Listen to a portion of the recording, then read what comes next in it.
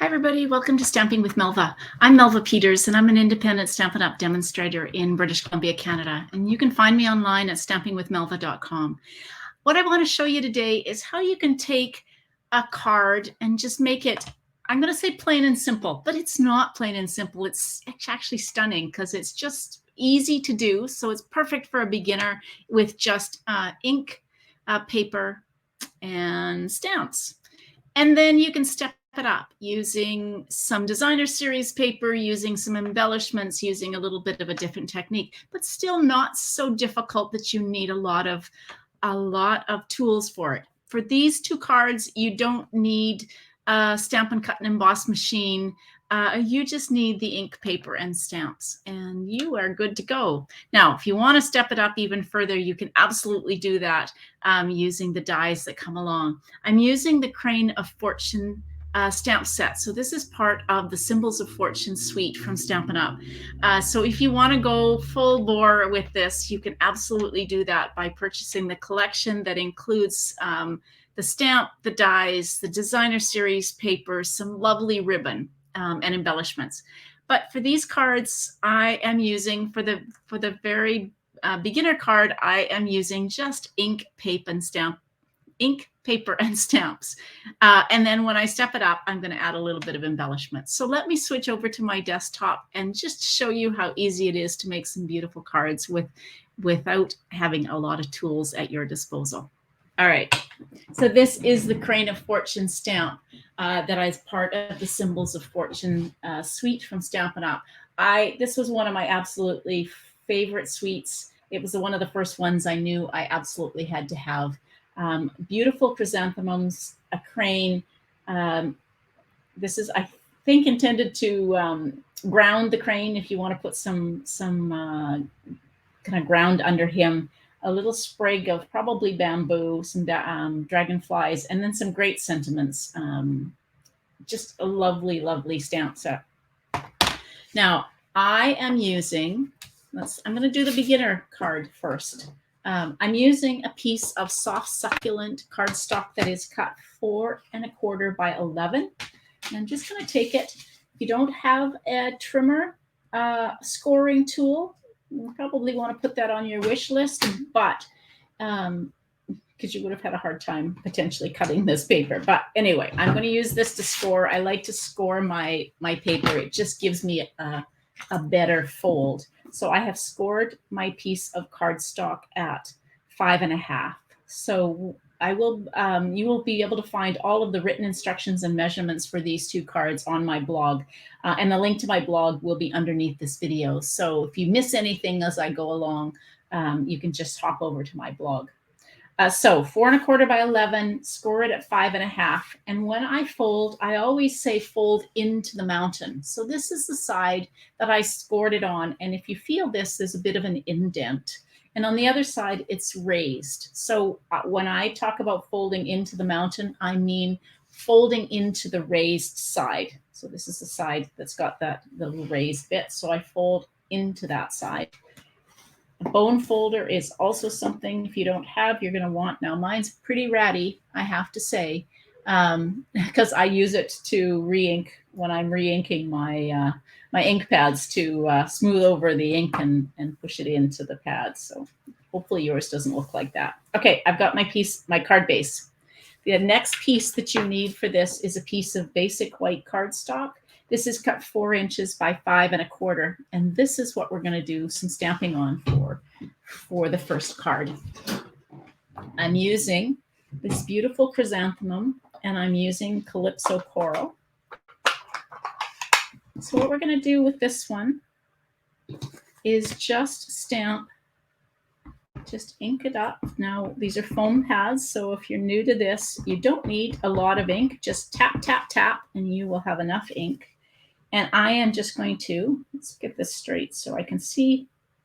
Okay, there we go. I'm just going to stamp this at the bottom. Oh, that didn't stamp very well. Goodness sakes, what happened there? I guess I didn't press it down. This is where you need your, I'm going to turn it over. There's always 2 sides to a piece of cardstock. So let's try this again.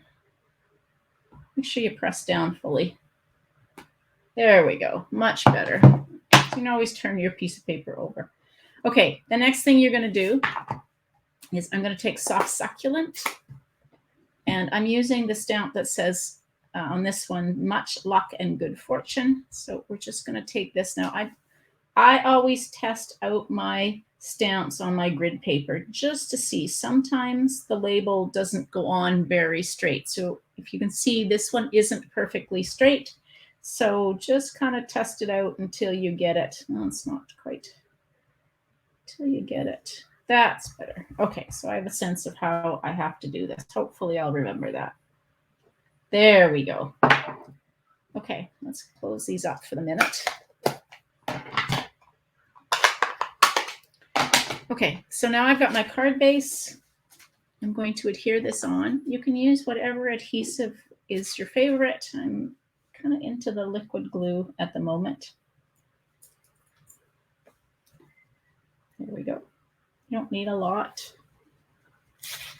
Put the cap back on so it doesn't get all goopy. All right, and then you can just adhere this down. Quick and easy, but really pretty card.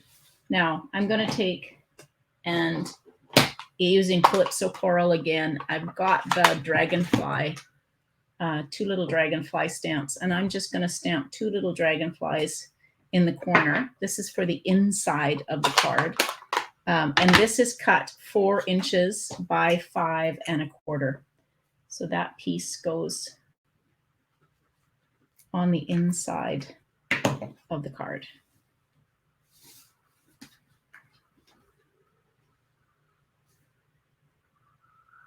All right. Card number 1, quick and easy, but isn't that pretty? Wouldn't you love to get that card arriving in your mailbox? I sure would. Okay, now let's show you. I'll show you how to step it up a little bit.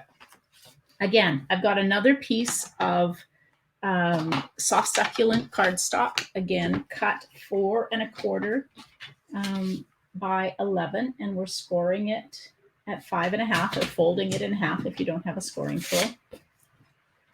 Again, if you do have a scoring tool, this is the side I just scored on. Fold into the mountain of the raised side to give it a nice fold.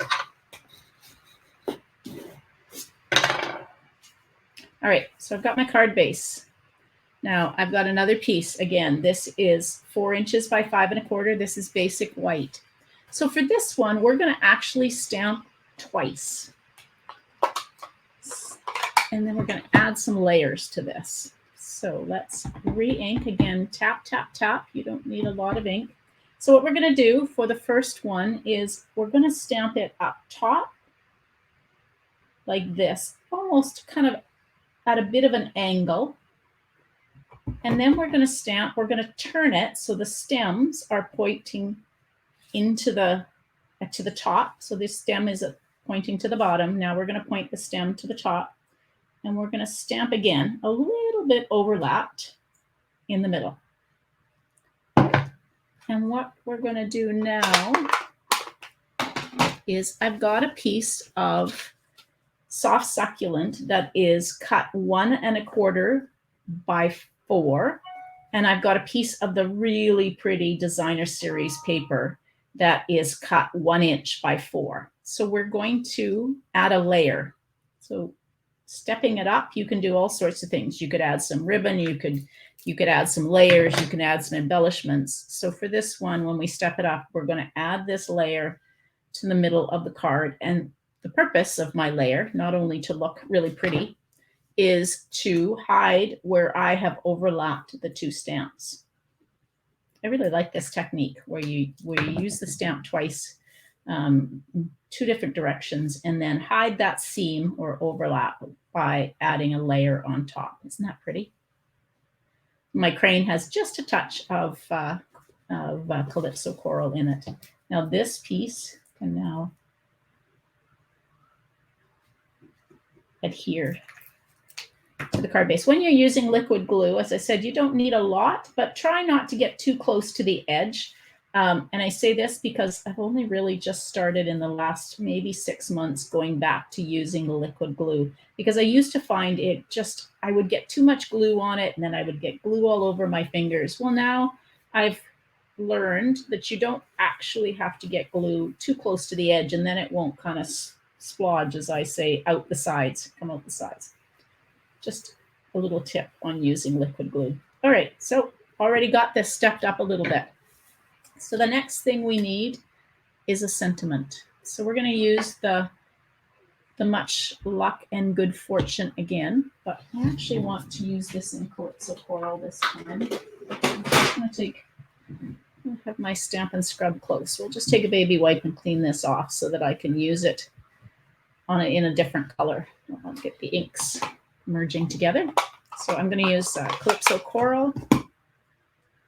Again, tap, tap, tap. You don't need a lot. I'm just going to stamp this. This is basically a scrap of basic white cardstock that I'm using. You could use a punch or a die, but if you don't have all of that, you just can take your paper snips and just cut around this and fussy cut. When I say fussy cut, sometimes you'll go around it in a kind of more circular, and sometimes I just take it and just cut around, and I don't worry if it's not perfectly straight. I'm just cutting the edges. And in fact, if you intentionally not make it straight, then it doesn't look like you tried to make it straight and didn't do a very good job of it.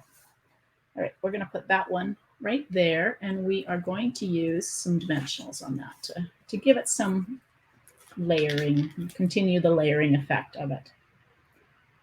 All right. A couple of dimensionals on the back of this.